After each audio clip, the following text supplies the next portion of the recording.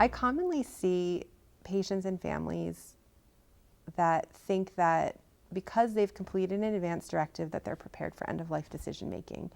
And that couldn't be further from the truth, unfortunately. Advance directives, while they're extremely important, great documents to have, and I think everyone should have one, I don't think that advance directives are effective by themselves.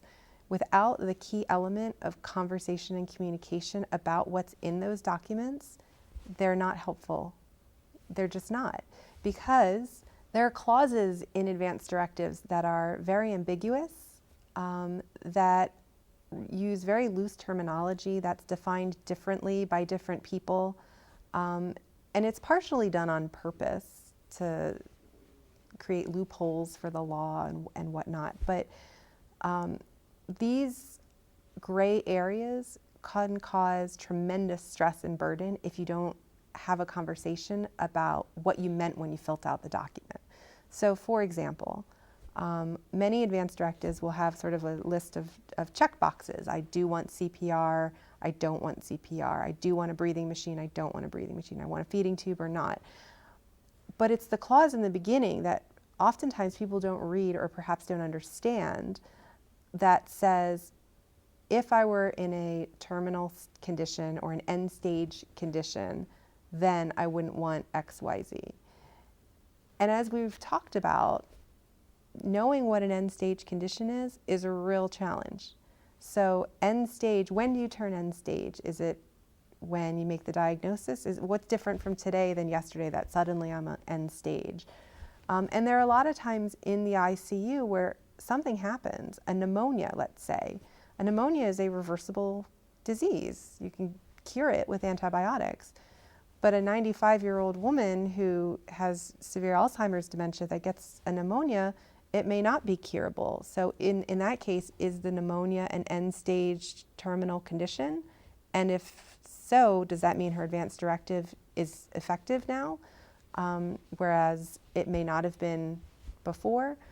In that situation, you'd have dementia, which is an end-stage disease. But there's lots of gray areas, and there's lots of times where it's not clear what is the cause of the illness. Is it the terminal end-stage condition, or is it an acute complication of something different?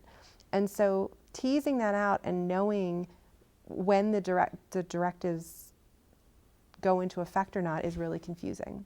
And that's why it's so important that people just say what they mean. And it's hard to say what you mean on paper. It's easy to say what you mean when you're having a conversation. And it's that knowledge that can really empower a family member and say, we talked about this, and what she meant by that was X, Y, Z. We went through all these scenarios, and Uncle Bill had this, and she said, now that's what I meant. So having those conversations frequently and reoccurring is so important, so that when it comes time to interpret the advance directive, you have something to draw from. The other thing that's often not in advance directives is how strongly you feel about the things that you're putting in writing, and where you were in your state of mind at the time that you wrote what you wrote, and also about flexibility. So sometimes patients will say, a piece of paper is just a piece of paper. I want my husband to have the final say. And well-written advance directives will actually incorporate those kinds of things into the advance directive and say, if there's confusion or if there's a conflict, I would want my decision maker to do what they think is best, even if it means overriding my living will or advance directive. And so those kinds of concepts are hard to put in writing and easy to talk about, and it's so important to talk about those things because it really does just sort of clear up any sort of gray zone, and it empowers people to use their judgment, which piece of paper doesn't have any judgment. And that's another major disadvantage of advance directives, is just that it's just a piece of paper.